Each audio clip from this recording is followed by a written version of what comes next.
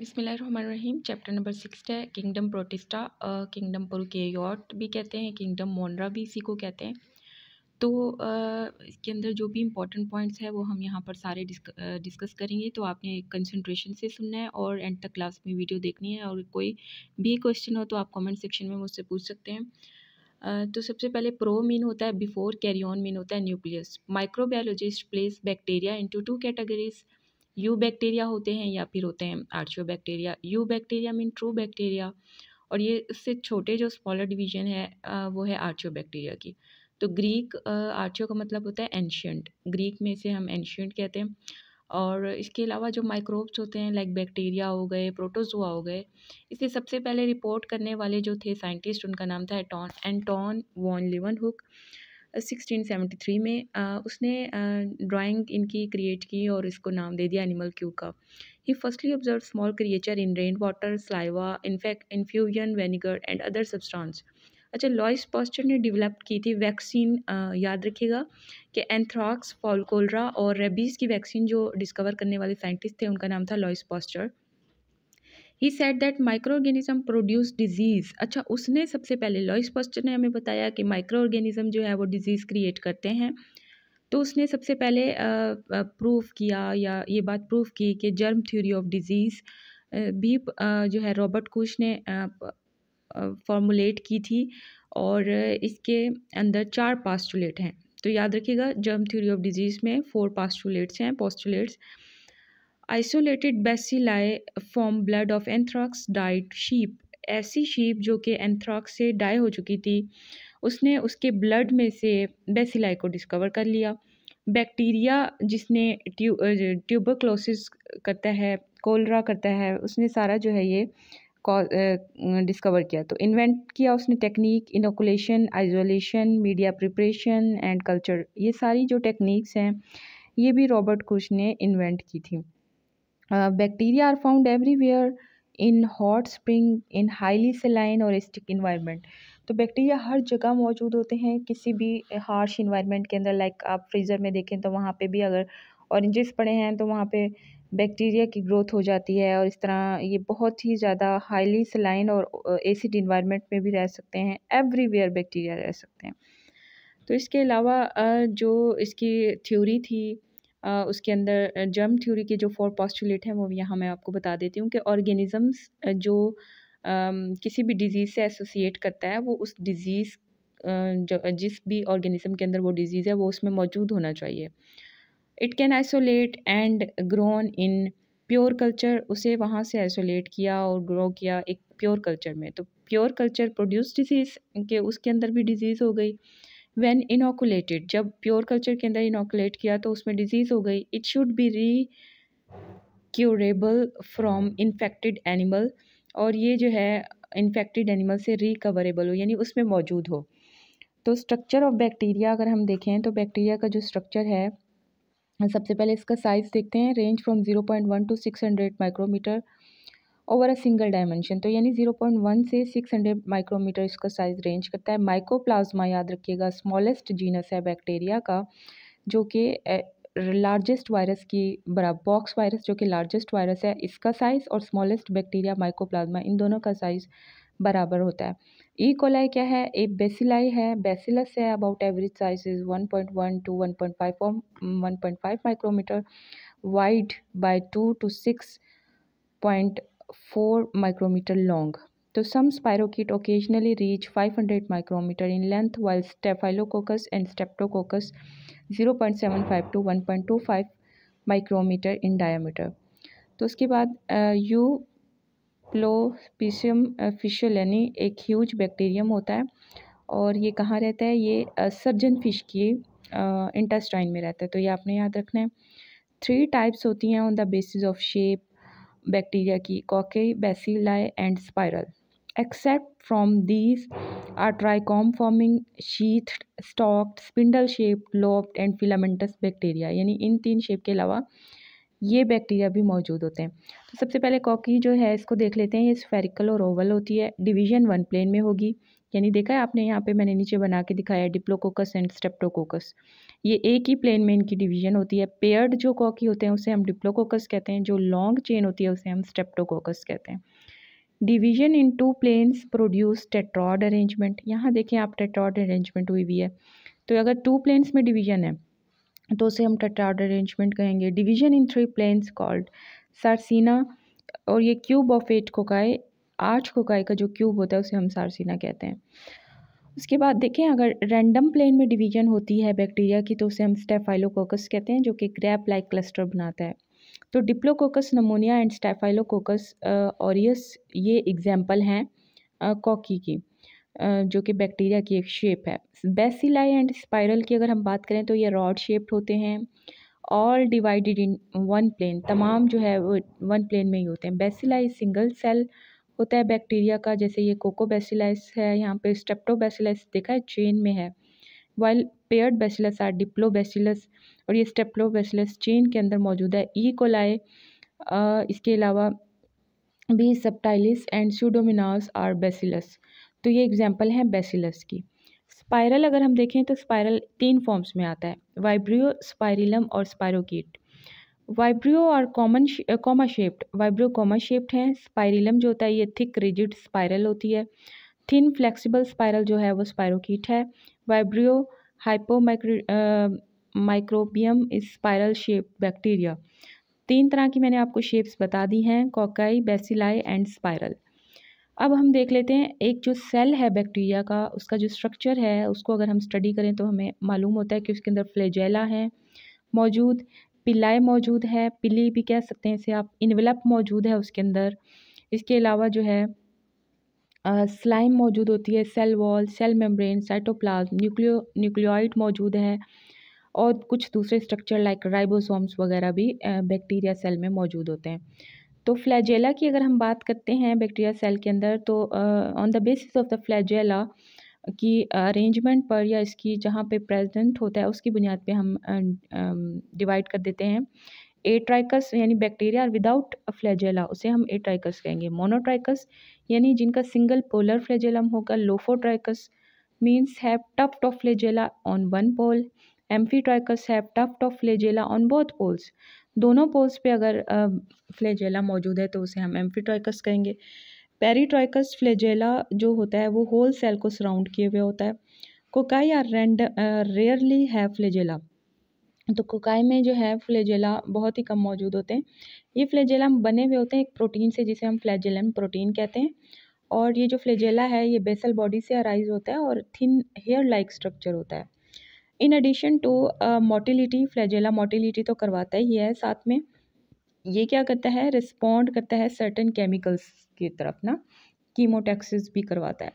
तो फ्लैजेला का आपने देख लिया, ये आपने याद रखना है, बहुत इंपॉर्टेंट है। मोनोट्राइकस क्या होता है, लोफोट्राइकस क्या होता है, एम्फीट्राइकस क्या होता है।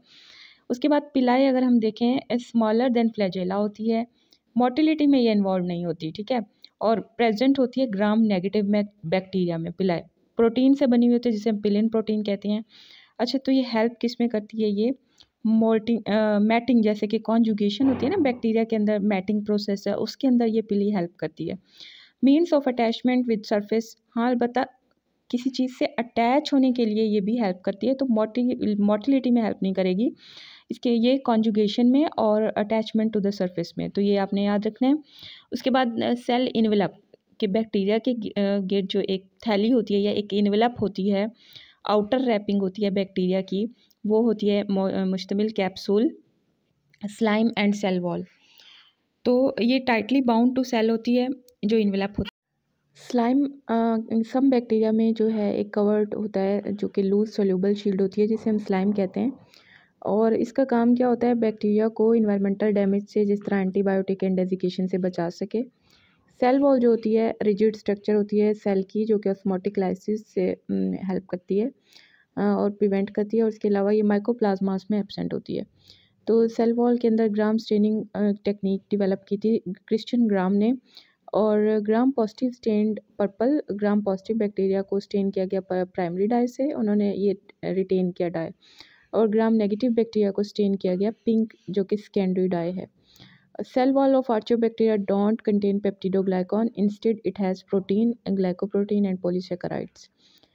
सेल मेम्ब्रेन की अगर हम बात करें तो बैक्टीरियल सेल मेम्ब्रेन के अंदर स्टीरोल कोलेस्ट्रॉल हो गया और इस तरह के एंजाइम्स, रेस्पिरेटरी, मेटाबॉलिज्म, ये सारी चीज़ें मौजूद नहीं होती। बैक्टीरियल साइटोप्लाज्म के अंदर साइटोस्केलेटन और माइक्रोट्यूब्यूल्स एंड ऑर्गेनेलीज नहीं मौजूद होते। Bacteria has ribosome and mesosomes, bacteria के अंदर राइबोसोम्स मौजूद होते हैं, मीजोसोम्स मौजूद होते हैं। Bacteria has single circular and double stranded DNA in a dense area. अच्छा, ये डीएनए के पास मौजूद होते हैं न्यूक्लियोइड के अंदर। Bacteria are haploid due to single chromosome, nucleoid become visible in light microscope by staining with Feulgen stain से अगर हम स्टेन करेंगे तो फिर हमें ये नज़र आएगा। उसके बाद है जी हमारे पास other structure in bacteria. Bacteria के अंदर कुछ दूसरे स्ट्रक्चर भी हैं, लाइक प्लाज्मिड हो गया। प्लाज्मिड क्या है? ये एक circular double stranded DNA molecule है और ये सेल्फ रेप्लिकेटिंग होता है। इसे किसी भी bacteria do not require for bacterial growth and development. Plasmid have resistant gene against drug, heavy metals, इसके अलावा इंसेक्ट्स वगैरह इनके जो है ये रेजिस्टेंट होता है। मोस्ट इम्पॉर्टेंट वेक्टर है in genetic engineering. Genetic engineering के अंदर ये बहुत इम्पॉर्टेंट वेक्टर के तौर पे जो है रोल प्ले करता है। Ribosome, prokaryotic ribosomes are smaller than eukaryotic, attach with plasma membrane. Mesosomes are formed by invagination of plasma membrane, plasma membrane की इन्वेजिनेशन से मीजोसोम्स बनेंगे। मीजोसोम्स में बी वेसिकल, ट्यूब्यूल्स और lamella. They are involved in DNA replication and have respiratory enzymes. Common waste of bacteria are alcohol, lactic acid and acetic acid. Spores जो होते हैं ये dormant होते हैं bodies and may be endospores and exospores, ये भी मौजूद होते हैं। Resistant to adverse physical environment such as light, high temperature, desiccation, pH. Spores versus cyst की अगर हम बात करें, स्पोर्स हीट रेजिस्टेंट होते हैं और लेट सेल ग्रोथ में प्रोड्यूस होते हैं। Spore resist to light. इसके अलावा सिस्ट जो होती है ये नॉट हीट रेजिस्टेंट होती है और ये डिफ्रेंशिएशन की जब सेल की डिफ्रेंशिएशन होती है उस वक्त बनती है। Cyst are only desiccation resistant. अच्छा, न्यूट्रिशन इन बैक्टीरिया की अगर हम बात करें तो सम बैक्टीरिया हीटरोटॉप्स होते हैं, मोस्ट बैक्टीरिया सेप्रोफाइट होते हैं, सेप्रोफाइट और पैरासाइटिक्स होते हैं। इसके अलावा सेप्रोफाइटिक जो है वो ज़ाहिर है अपनी डेड और डिकेइंग ऑर्गेनिज्म से फूड ऑब्टेन करेंगे और ह्यूमस जो है ये पार्शली डिकेड मटेरियल होता है प्लांट्स एंड एनिमल्स का इन सॉइल के अंदर। Parasitic bacteria fully dependent on host. Some bacteria are autotrophs, photosynthetic autotrophs and chemosynthetic. अच्छा, बैक्टीरिया जो कि ऑटोट्रॉफ्स होते हैं दो तरह के होते हैं, photosynthetic and chemosynthetic. Chlorophyll in photosynthetic bacteria is dispersed in cytoplasm. इस क्लोरोफिल फोटोसिंथेटिक बैक्टीरिया के अंदर उसके साइटोप्लाज्म में डिस्पर्स होता है। They utilize hydrogen sulphide instead of water for the hydrogen source, यानी H2O को के बजाय ये हाइड्रोजन सल्फाइड को हाइड्रोजन के सोर्स पे के तौर पे इस्तेमाल करते हैं और सल्फ़र को रिमूव करते हैं, लाइब्रेट करते हैं instead of oxygen during photosynthesis. Nitrifying bacteria are chemosynthetic bacteria and oxidize inorganic compound like ammonia, nitrates, nitroids, sulfur और फिर रसायन। अच्छा, उसके पास green sulphur bacteria, purple sulphur bacteria and non sulphur are photosynthetic bacteria. तो यहाँ reaction दिखाया गया है कार्बन डाइऑक्साइड का, हाइड्रोजन सल्फाइड का और उसके बाद जो है यार देखें रिलीज आउट हुई है सल्फर, वाटर बना है and CH2O in the presence of light and chlorophyll. Respiration in bacteria की अगर हम बात करें तो bacteria can be aerobic, anaerobic, facultative and micro aerophilic. Facultative bacteria can grow in presence और absence of oxygen. Facultative bacteria जो है वो ऑक्सीजन की प्रेजेंस में भी रह सकते हैं और एब्सेंस में भी। Micro aerophilic bacteria require very low amount of oxygen. Pseudomonas ये जो है एरोबिक बैक्टीरिया में, स्पायरोकीट एनारोबिक हैं, ई कोलाई फैकल्टेटिव हैं, campylobacter is a micro aerophilic. Growth and reproduction की अगर हम बात करें तो इनके अंदर एसेक्सुअल मीन ऑफ रिप्रोडक्शन है, कौन सा है, बाइनरी फिजन है, लाइक दैट ये दिखाया गया मैंने आपको कि सेल मेम्ब्रेन है, क्रोमोसोम डुप्लीकेट हुआ, उसके बाद जो है पिंच हुई इन सेल मेम्ब्रेन साइड और 2 डॉटर सेल्स बन गए। Generally time is interval until the completion of next generation. Time जो होता है वो टाइम इंटरवल होता है जब तक कि नेक्स्ट डिवीज़न कंप्लीट ना हो। लैग फेज के अंदर डिवीज़न की प्रिपरेशन होती है, यहाँ ग्रोथ नहीं होती। लॉग फेज जो होती है यहाँ पे रैपिड ग्रोथ होती है। स्टेशनरी फेज में death rate of bacteria and equal होता है रिप्रोडक्शन रेट और डेथ रेट। डिक्लाइन के अंदर डेथ रेट जो है वो ज़्यादा हो जाता है रिप्रोडक्शन। इम्पॉर्टेंस ऑफ बैक्टीरिया की बात करें तो इकोलॉजिकल इम्पॉर्टेंस अगर देखें, बैक्टीरिया हर जगह मौजूद होते हैं। They are highly adaptable as a group and found near everywhere. They are able to decompose organic matter and play a significant role in the completion of cycle of nitrogen, phosphorus, sulfur and carbon. They can spoil food and vegetables. Approximately 200 species are known to cause disease in humans. तो bacteria जो है 200 species ऐसी हैं जो humans के अंदर disease create करती हैं। स्टेरिलाइजेशन भी में क्या किया जाता है, destruction of all life form. Physical factor जो है लाइक स्टीम हो गया, dry heat, gas filtration and radiation are used. अच्छा, उसके बाद माइक्रोबायोलॉजिकल लैब्स के अंदर हाई टेम्परेचर यूज़ किया जाता है टू कंट्रोल माइक्रोब्स। इसके अलावा moist heat causes coagulation of protein while dry heat oxidize chemicals. Electromagnetic radiations below 300 nanometer are effective in killing of microorganisms. Gamma rays are in general used for sterilization processes. इसके अलावा heat sensitive compounds can be sterilized by mean of membrane filtrable like antibodies, serums and hormones. तो ये हमने control of bacteria के different methods पढ़े। अच्छा, chemical जो हमारे पास कंट्रोल मेथड है उसमें ये होता है कि एंटीसेप्टिक्स आप यूज़ कर सकते हैं। इससे पहले जो मैंने आपको ये सारे मेथड बताए हैं जिसमें आपने स्टेरिलाइजेशन की है, माइक्रोबायोलॉजिकल लैब्स में डिफरेंट प्रोसेस में इलेक्ट्रोमैग्नेटिक रेडिएशन हो गया, ये सारी चीज़ें ये फिजिकल मेथड है। केमिकल मेथड में आप antiseptic inhibit growth of living tissue. Disinfectant जो होते हैं ये यूज होते हैं नॉन लिविंग थिंग्स के लिए। डिसइंफेक्टेंट आर ऑक्सीडाइजिंग और रिड्यूसिंग एजेंट। ये क्या, जिस तरह हेलोजन हो गया, फिनोल हो गया, hydrogen peroxide, potassium permanganate, alcohol and formaldehyde, ये सारे केमिकल हैं जो डिसइंफेक्टेंट के तौर पे यूज़ होते हैं। Chemotherapeutic agent and antibiotics work with natural defense and stop growth of bacteria and other microbes. These are sulfonamide, tetracycline, penicillin. They work in living tissue. Microbicidal kill microbes immediately. Microbistatic inhibit reproduction. तो याद रखिएगा कि माइक्रोबिसाइडल जो होते हैं ये microbes को किल कर देते हैं और माइक्रोबिस्टेट उनकी रिप्रोडक्शन को इनहिबिट कर देते हैं, रोक देते हैं। इम्यूनाइजेशन एंड वैक्सीनेशन की बात करें, इम्यूनाइजेशन की, और 1988 के अंदर 1980s में Pasteur isolated bacterium responsible for chicken cholera. He use technique devised by Robert Koch, यानी जो उसने germ theory of disease create की थी। तो उसमें ये बताया कि उसने इस्तेमाल की technique. In his public demonstration chicken fail to get cholera due to old culture. उसने बाय मिस्टेक जो है ओल्ड कल्चर डाल दिया था बैक्टीरिया के अंदर, तो जिसकी वजह से चिकन को कोलरा नहीं हुआ। तो उसने ये देखा कि बैक्टीरिया जो है वो अपनी वायरुलेंस को खो देते हैं जब वो ओल्ड हो जाते हैं, और इसी तरह से chicken become immune, that's why didn't get infection. He used, अच्छा एटलीस्ट उसने बाद में जो है लेस वायरुलेंट कल्चर इस्तेमाल किया to treat anthrax and was successful. Pasteur also made a vaccine for hydrophobia or rabies. Edward Jenner inject cowpox material for James Phipps who became immune to smallpox. Antibiotics की बात करें तो antibiotics का word जो है ये Greek word से है, इसका मतलब होता है against life. Antibiotics are secreted by bacteria, actinomycetes and fungus. Antibiotics synthesized in laboratory and also originate from living things. Misused antibiotic interact with metabolism and may cause death. Misuse of penicillin cause allergic reaction. Misuse of streptomycin cause deafness. Misuse of tetracycline cause discoloration of teeth in children. Characteristics of cyanobacteria. Cyanobacteria को हम blue green algae भी कहते हैं और ये largest photosynthetic group of bacteria है। तो इसका दूसरा नाम है ब्लू ग्रीन एल्गी।